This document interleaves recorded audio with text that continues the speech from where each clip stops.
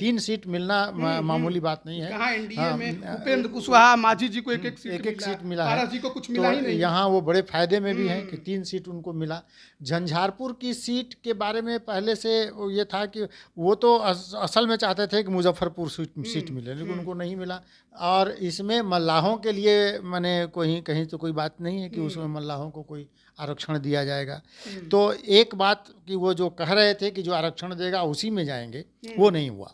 लालू प्रसाद यादव को कितना इसका फायदा होगा, लेकिन उन्होंने ये दाव जरूर चला है कि निषादों के वोट को बांट दे। उन्होंने सोचा होगा कि जो भी आ जाए, हाँ, बस यही है कि मैंने उस झोली में तो लेडीज पर्स भी छोटा ही पर्स है, तो उसमें जो मिल जाए वो आ जाए वही कहीं निर्णायक वोट हो जाए। हाँ, ये हो सकता है। हार जीत का अंतर कम हो तो ये 3 सीटों पर जिन पर ये लड़ रहे हैं, हो सकता है कि ये मल्लाहों के वोट को काटे। मैंने झंझारपुर के इलाके में मल्लाह हैं, तो ये इस इलाके में अगर ये वोट काट लेंगे तो निश्चित रूप से इनको लाभ हो जाएगा। लालू प्रसाद को दिखा पाएंगे कि हमारी जनाधार है।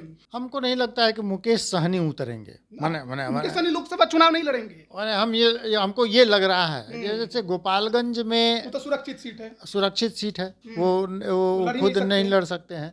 दूसरा झंझारपुर और ये मोतिहारी में भाजपा का वो गढ़ है और राधा मोहन सिंह वहाँ से चुनाव लड़ते रहे हैं और जीतते रहे हैं, 6 बार सांसद रहे हैं। वहाँ पर जाके ये कोई बड़ा रिस्क लेंगे खुद जाके चुनाव हारने के लिए, हमको नहीं लगता। कांग्रेस को कैंडिडेट ही नहीं मिल रहा। उनको जो 9 सीट मिल गया उसमें भी उनके पास कैंडिडेट नहीं है। तो वो अब देखिए पप्पू यादव को ले आए थे इसी आफाधापी में कि उनके पास कैंडिडेट नहीं है, हालांकि पप्पू यादव अब बागी हो गए हैं, तो उनके पास कैंडिडेट नहीं है। तब सन्नी हजारी वहाँ से अगर जाते हैं, निश्चित रूप से नीतीश कुमार के 2 मंत्री आमने सामने होंगे। हालांकि अभी टिकट उनको मिला नहीं है, लेकिन शांभवी चौधरी के लिए अशोक चौधरी वहाँ फील्डिंग करेंगे। वो तो मैदान में कर रहे हैं, शुरू कर रहे हैं। और अपने बेटे के लिए क्या महेश्वर हजारी नहीं जाएंगे? सबसे बड़ा सवाल, क्योंकि वो फिर पार्टी विरोधी गतिविधि में हो जाएंगे। हाँ, वो पार्टी। तो यहाँ समस्तीपुर की लड़ाई बड़ी दिलचस्प हो गई है। प्रिंस राज और पारस गुट के तरफ से भी सन्नी हजारी को ये मिला था कि आप कांग्रेस में शामिल होकर टिकट लेकर मैदान में आ जाइए। हाँ, लेकिन पशुपति पारस को निश्चित रूप से एनडीए से माने भाजपा से कोई संकेत मिला है, क्योंकि मंत्री पद से इस्तीफा देने के बाद 10 दिन चुपचाप बैठने के बाद हाँ नहीं लगा, लेकिन आखिर कुछ तो है। नमस्कार, आप लाइव बिहार देख रहे हैं। मैं हूँ राजमोहन तिवारी। एक बार फिर से आप सभी का स्वागत है हमारे खास प्रोग्राम खबरों से खबरदार में। अगर नजर सुर्खियों पर डाले तो सबसे बड़ी खबर आज की यही रही कि महागठबंधन में मुकेश सहनी की एंट्री हो गई है। तेजस्वी यादव और मुकेश सहनी ने एक बार फिर से हाथ मिला लिया है और मुकेश सहनी ने तो यहां तक कह दिया कि इस बार बिहार से एनडीए का सफाया हो जाएगा। लेकिन इसके अलावा भी बिहार की राजनीति में पल पल तस्वीरें बदलती दिखाई दे रही हैं, क्योंकि अब नीतीश कुमार के 2 खास मंत्री, एक हैं अशोक चौधरी जिनकी बेटी समस्तीपुर से लोजपा रामविलास की उम्मीदवार हैं, तो वहीं दूसरी तरफ नीतीश कुमार के खास मंत्री महेश्वर हजारी के बेटे सन्नी हजारी कांग्रेस से टिकट लेकर समस्तीपुर में उतरने को तैयार हैं। आज उन्होंने कांग्रेस का दामन थाम लिया है। तो पूर्णिया की सीट जहां पप्पू यादव और बीमा भारती के लड़ाई ने हॉट बना दी, तो अब समस्तीपुर में भी दंगल की तैयारी पूरी हो चुकी है और अब देखना होगा कि कैसे यहां पर आपको राजनीति, रणनीति और समीकरण साधने की कोशिश की जाती है। लेकिन इसके अलावा भी 2 खबर लालू परिवार से निकलकर सामने आ रही है। सबसे बड़ी खबर लालू यादव के लिए है, क्योंकि राजद सुप्रीमो लालू प्रसाद यादव के खिलाफ ग्वालियर के कोर्ट ने गिरफ्तारी का वारंट जारी कर दिया। 3 दशक पुराने एक आर्म्स एक्ट के मामले में अब जो गिरफ्तारी की वारंट जारी की गई है, उसके बाद ये माना जा रहा है कि लोकसभा चुनाव से पहले लालू यादव को बड़ा झटका लगा है। हालांकि इस मामले में भी अभी पिता के नाम को लेकर संशय है, लेकिन सुर्खियों में लालू प्रसाद यादव हैं और कहा जा रहा है कि पूर्व मुख्यमंत्री लालू प्रसाद यादव के खिलाफ ही वारंट है। देखना होगा आगे इस पर क्या कार्रवाई होती है। है। लेकिन इसके अलावा लालू प्रसाद यादव को अपनी किडनी देने वाली, पिता के लिए अपना कर्तव्य निभाने वाली, फर्ज निभाने वाली उनकी बेटी रोहिणी आचार्य, जिन्हें सारण से राजद का सिंबल लालू यादव ने दिया है, लगातार जनसंपर्क कर रही हैं। अब उनके खिलाफ बीजेपी ने चुनाव आयोग के में एक कंप्लेंट दायर किया है और कहा है कि ये अपने माता पूर्व मुख्यमंत्री राबड़ी देवी को दी गई सिक्योरिटी का गलत इस्तेमाल कर रही हैं और जो कोड ऑफ कंडक्ट है उसका उल्लंघन कर रही है। तो ऐसे में अब रोहिणी आचार्य को लेकर भी मामला बिगड़ता दिखाई दे रहा है। चुनाव आयोग इस पर क्या फैसला लेगा ये आगे चलकर पता चलेगा। लेकिन सबसे बड़ी खबर मुकेश सहनी की है, उस पर चर्चा करेंगे। हमारे साथ इस पर विस्तार से बात करने के लिए वरिष्ठ पत्रकार रवि रंजन जी हैं। कैसे देख रहे हैं मुकेश सहनी, जो अब तक दरकिनार हो गए थे, किसी गठबंधन का हिस्सा नहीं थे, पार्टी का सिंबल छीन गया था, अब महागठबंधन में आ गए हैं, तेजस्वी यादव ने उनको 3 सीट दे दिया है।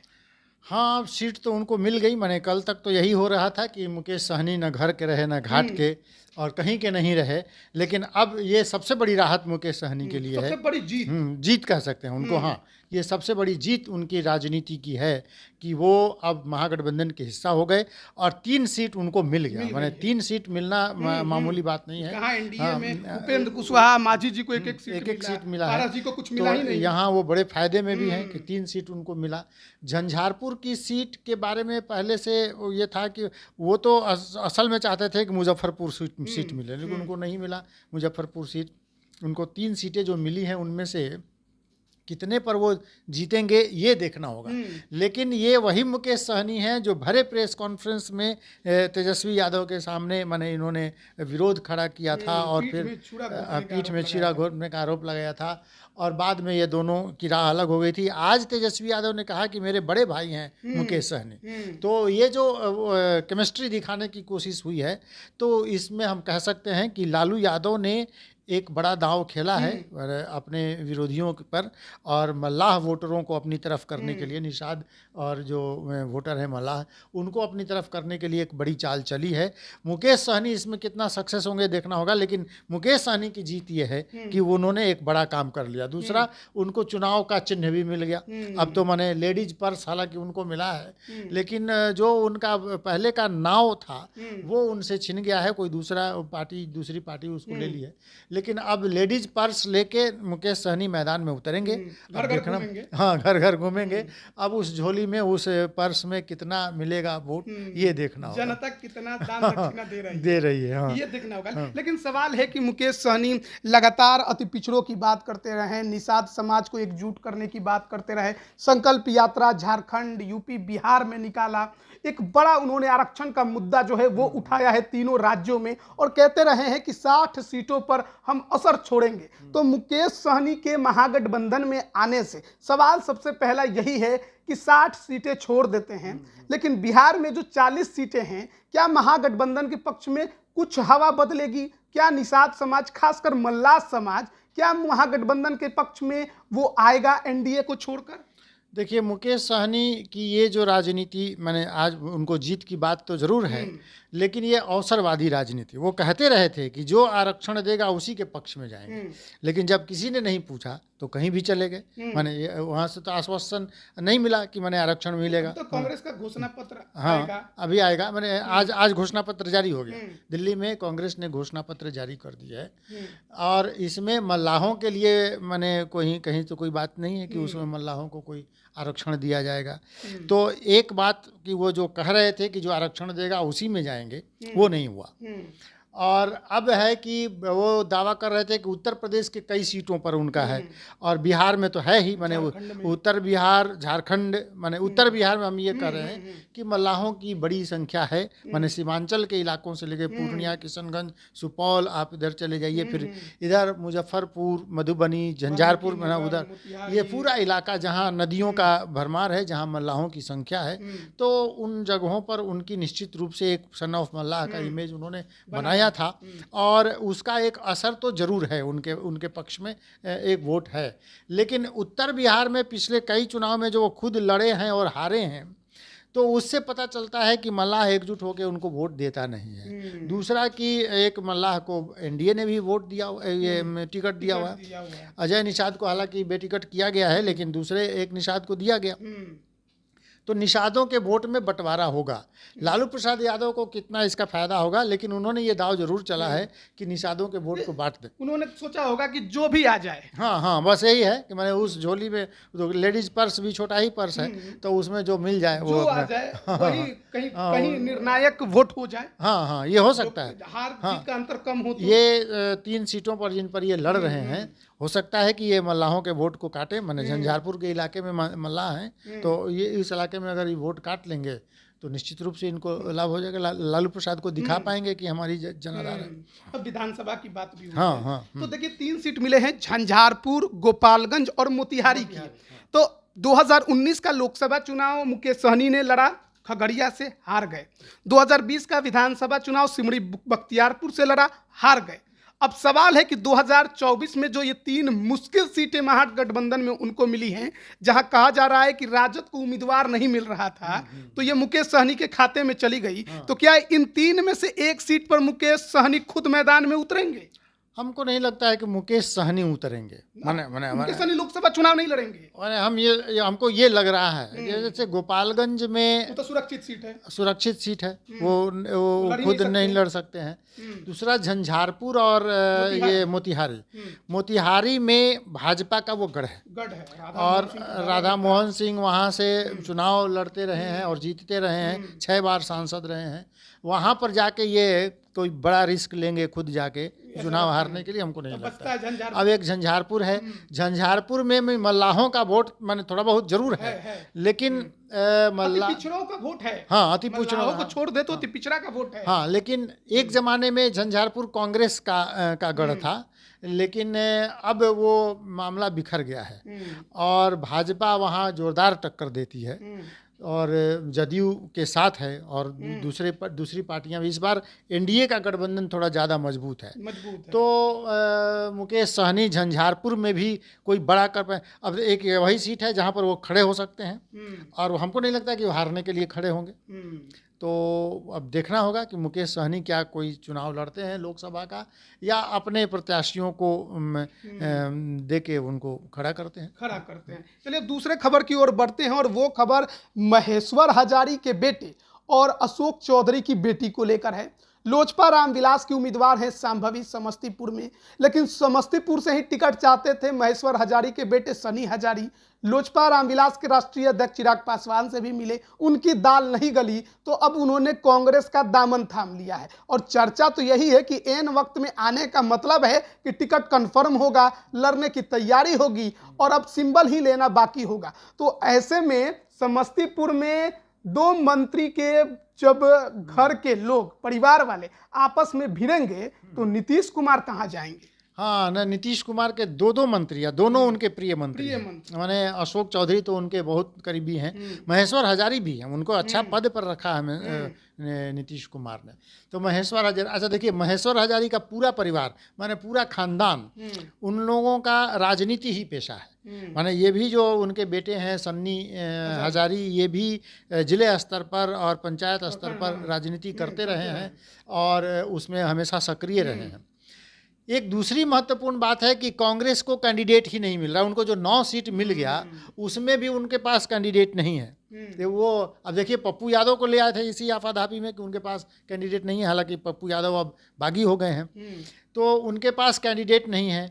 तब सन्नी हजारी वहाँ से अगर जाते हैं, निश्चित रूप से नीतीश कुमार के 2 मंत्री आमने सामने होंगे। हालांकि अभी टिकट उनको मिला नहीं है, लेकिन संभवी चौधरी के लिए अशोक चौधरी वहाँ फील्डिंग करेंगे, वो तो मैदान में कर रहे हैं, शुरू कर रहे हैं। और अपने बेटे के लिए क्या महेश्वर हजारी नहीं जाएंगे? सबसे बड़ा सवाल, क्योंकि वो फिर पार्टी विरोधी गतिविधि में हो जाएंगे। हाँ, वो पार्टी। तो यहाँ समस्तीपुर की लड़ाई बड़ी दिलचस्प हो गई है। अब देखना होगा कि नीतीश कुमार क्या करते हैं। क्या महेश्वर हजारी माने उनके मंत्री उनके खिलाफ जाकर चुनाव, जैसे कि आज जब बातचीत किया जा रहा था सनी हजारी से, तो पूछा गया कि आप शामिल तो हो गए हैं पिता को कितना कन्विंस किया है। तो एक खबर आ रही है कि शायद उनके पिता महेश्वर हजारी नहीं चाहते थे कि उनके बेटे कांग्रेस में शामिल हो, बावजूद वो हुए हैं। तो पिता साइलेंट रह जाएंगे क्या? जिस तरीके से कभी जगदानंद सिंह ने बेटे के खिलाफ प्रचार किया था, क्या उसी प्रकार से महेश्वर हजारी समस्तीपुर में अगर सनी हजारी को टिकट मिलता है तो खिलाफ में प्रचार करेंगे? अच्छा देखिए, वो खिलाफ में प्रचार नहीं करेंगे, वो चुपचाप बैठ सकते हैं।